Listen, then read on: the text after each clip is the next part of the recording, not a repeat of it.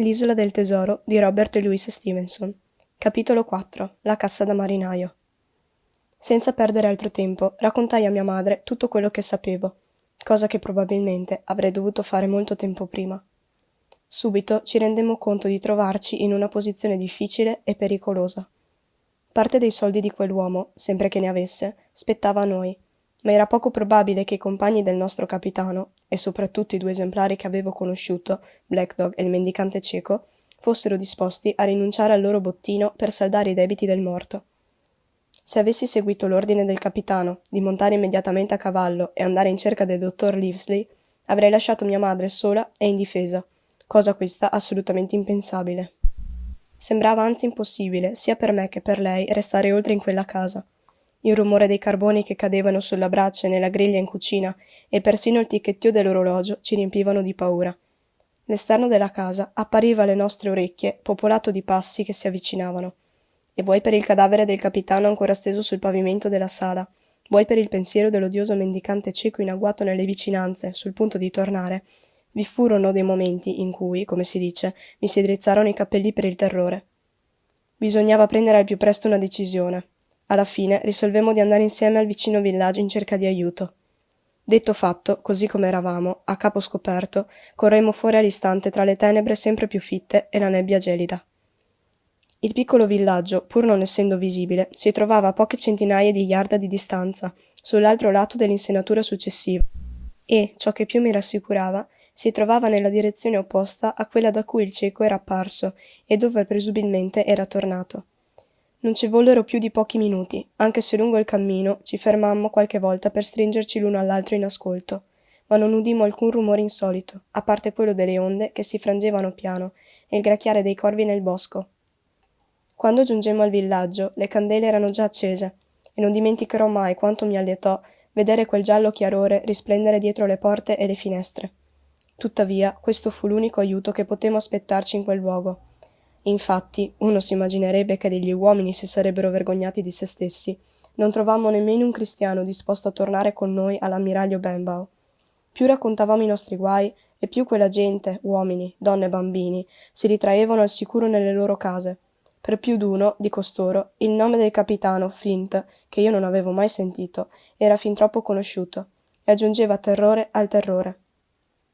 Alcuni degli uomini che erano stati a lavorare nei campi, dalle parti dell'ammiraglio Benbow, ricordarono di aver visto diversi sconosciuti lungo la strada, e, pensando che fossero contrabbandieri, se l'erano data a gambe. E almeno uno di loro aveva visto un piccolo trabaccolo nella caletta denominata Keats Hall. In ogni caso, bastava che si trattasse di amici del capitano per spaventarli a morte. Per farla breve, mentre molti si dissero pronti ad andare a cavallo dal dottor Livesey, che si trovava in un'altra direzione, non ne trovammo neppure uno che fosse disposto a difendere la locanda.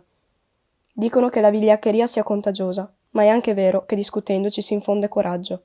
Così, dopo che ognuno ebbe detto la sua, mia madre rivolse loro un discorso. Dichiarò che non avrebbe rinunciato del denaro che apparteneva a suo figlio, orfano di padre. Se non c'è nessuno che ha il coraggio, disse, io e Jim ce l'abbiamo. Si torna indietro, da dove siamo venuti. E grazie tante a voi, uomini grandi e grossi e col cuore di gallina. Apriremo quella cassa, a costo di rimetterci la vita, e le sarò grata per questa borsa, signora Crossley, per metterci dentro il denaro che ci spetta.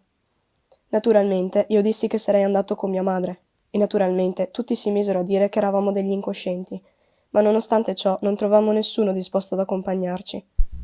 Tutto quello che riuscirono a fare fu darmi una pistola carica, se mai ci avessero assaliti, e promettere di tenere pronti dei cavalli sellati nel caso che al nostro ritorno avessimo qualcuno alle calcagna.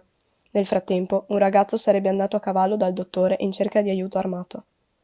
Mia madre ed io partimmo dunque nella notte fredda per questa impresa disperata, e il cuore mi batteva forte. Proprio allora la luna piena cominciava a far capolino, rossastra, tra gli orli superiori della nebbia, facendoci accelerare il passo, perché era chiaro che quando avremmo lasciato di nuovo la casa sarebbe stato tutto illuminato a giorno, e chiunque ci stesse tenendo d'occhio ci avrebbe visti andar via. Scivolammo lungo le siepi, veloci e silenziosi, e non vedemmo né udimmo nulla che alimentasse i nostri timori, finché, con nostro grande sollievo, la porta dell'ammiraglio Benbow si richiuse dietro di noi. Sprangai immediatamente la porta, e per un minuto restammo immobili al buio, ansimando, noi due soli con il cadavere del capitano. Mia madre prese allora una candela dalla mescita. Poi, tenendoci per mano, ci inoltrammo nella sala. Lui stava come l'avevamo lasciato, disteso supino, con gli occhi aperti e un braccio in fuori. Abbassa la tendina, Jim, bisbigliò mia madre. Potrebbero venire e guardarci da fuori. E ora, disse quando l'ebbi fatto, dobbiamo prendere la chiave da quel coso. Ma vorrei sapere chi ce la fa a toccarlo. E così dicendo, proruppe in una specie di singulto. Mi buttai subito in ginocchio. Sul pavimento, vicino alla sua mano, c'era un piccolo pezzo di carta rotondo, annerito sul lato. Non ebbi dubbi sul fatto che si trattava della macchia nera, e dopo averlo raccolto, trovai sull'altro lato, scritto con una bella e leggibile calligrafia, questo breve messaggio. Hai tempo fino alle 10 di stasera. Aveva tempo fino alle 10, mamma, dissi, e non avevo fatto a tempo a dirlo che la nostra vecchia pendola cominciò a battere le ore. Il rumore improvviso ci fece trasalire di paura, ma era una buona notizia, perché erano appena le 6. E ora, Jim, disse lei, quella chiave. Gli frugai nelle tasche, una dopo l'altra. Dentro trovai qualche monetina, un ditale, del filo e alcuni grossi aghi, un pezzo di rotolo di tabacco smozzicato ad un'estremità, il suo coltellaccio col manico ricurvo, una bussola tascabile e la scatola con l'acciarino, e l'esca e nient'altro, e cominciai a disperare. Forse ce l'ha attorno al collo, suggerì mia madre. Superando una fortissima ripugnanza, gli aprì la camicia all'altezza del collo, e lì, infatti, appesa ad un pezzo di spago incatramato, che tagliai col suo coltellaccio, trovammo la chiave. Questo successo ci riempì di speranza, e senza por tempo in mezzo corremmo di sopra, nella piccola stanza dove per così tanto tempo aveva dormito, e dove il suo baule era rimasto sin dal giorno del suo arrivo. Esternamente era simile a tutte le altre casse da marinaio, con l'iniziale B marchiata a fuoco sul coperchio con un ferro rovente, e gli angoli acciaiati e rovinati a furia di essere sbatacchiata di qua e di là. Dammi la chiave, disse mia madre. Per quanto la serratura fosse durissima, l'aprì in un batter d'occhio e sollevò il coperchio. Da dentro si levò un odore intenso di tabacco e pece, ma a prima vista non si poteva vedere nient'altro che un completo di ottima fattura, piegato e spazzolato con cura. Non era mai stato indossato, disse mia madre. Sotto il vestito trovammo un vero guazzabuglio, un quadrante, un piccolo boccale di latta, diverse tavolette di tabacco, 2 paia di bellissime pistole, un lingotto d'argento, un vecchio orologio spagnolo e altre cianfrusaglie di poco valore, per lo più provenienti da paesi lontani, un paio di bussole montate in ottone e 5 o 6 curiose conchiglie delle Indie occidentali. È una cosa che mi ha fatto spesso pensare come quell'uomo, nella sua vita errabonda, colpevole e fuggitiva, avesse portato con sé quelle conchiglie. Nel frattempo non avevamo trovato nulla di valore, eccetto l'argento e le cianfrusaglie, delle quali non sapevamo che farcene. Sotto c'era un vecchio mantello da ufficiale, bianco per gli schizzi d'acqua salmastra di tante secche all'imboccatura dei porti. Mia madre lo tirò su impaziente e ai nostri occhi apparvero le ultime cose della cassa. Un pacchetto avvolto nella tela cerata, probabilmente delle carte, e un sacchetto di canapa, che a toccarlo diede un tintinnio come di oro. Farò vedere a quei delinquenti che sono una donna onesta, disse mia madre. Prenderò ciò che mi spetta e non un centesimo di più. Tieni la borsa della signora Crossley. E cominciò a contare l'ammontare che le doveva il capitano, trasferendo il denaro nella borsa da marinaio a quella che avevo in mano. Fu un lavoro lungo e difficile, perché le monete erano di tutti i paesi e di tutte le dimensioni. Dobloni, luigi d'oro, guinee, dollari spagnoli da 8 reali e non so cos'altro, tutte mischiate alla rinfusa. E le guinee, poi, che erano le uniche con cui mia madre fosse in grado di fare il conto, erano le meno numerose. Eravamo circa a metà di questa operazione, quando le misi d'un tratto la mano sul braccio. Nell'aria silente e gelida avevo sentito un suono che mi aveva fatto saltare il cuore in gola. Era il battito del bastone del cieco sulla strada ghiacciata. Rimanemmo immobili, col fiato sospeso, mentre il rumore si avvicinava sempre più. Poi il bastone batté forte contro la porta della locanda e sentimmo quindi la maniglia abbassarsi e la spranga sbattere, mentre quell'essere maledetto cercava di entrare. Seguì un lungo periodo di silenzio, all'interno come all'esterno. Infine il rumore del bastone ricominciò e con nostra indescrivibile gioia e gratitudine andò svanendo in lontananza, finché non lo udimmo più. «Mamma», dissi io, «prendi tutto e andiamocene». Ero infatti sicuro che la porta sprangata doveva aver destato dei sospetti e che ben presto si sarebbe scatenato il finimondo. Con tutto ciò, solo chi abbia incontrato quel terribile cieco può immaginarsi quanto mi rallegrai con me stesso per averla sprangata. Ma mia madre, benché spaventata, non accettava l'idea di prendere un soldo di più di quanto le fosse dovuto, e si rifiutava ostinatamente di accontentarsi di qualcosa di meno.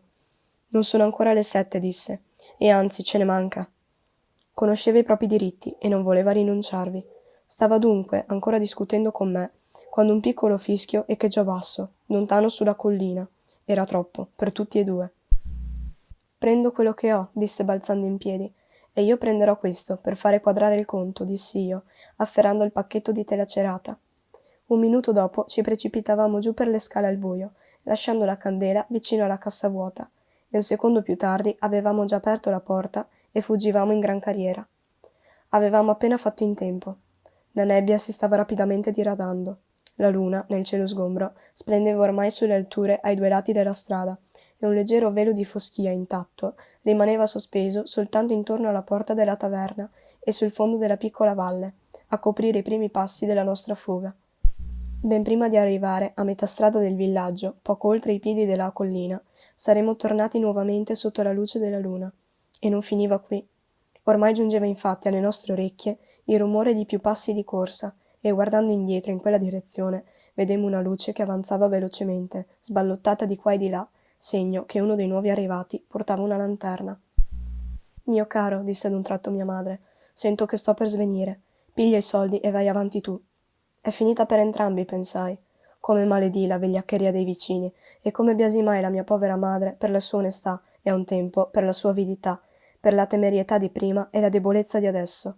Per fortuna eravamo arrivati al piccolo ponte, così la aiutai, barcollante com'era, fino al bordo della riva, dove, infatti, con un sospiro mi si accasciò sulla spalla. Non so dove abbia trovato la forza per fare quello che feci, e temo di averlo fatto molto goffamente. Sta di fatto, però, che riuscì a trascinare mia madre lungo la riva fin quasi sotto l'arco. Non riuscì a portarla più al coperto di così, perché il ponte era talmente basso che non potevo far altro che strisciarvi sotto. Dovemmo quindi rimanere lì, con mia madre quasi interamente visibile, ed entrambi abbastanza vicini alla locanda da sentire tutto.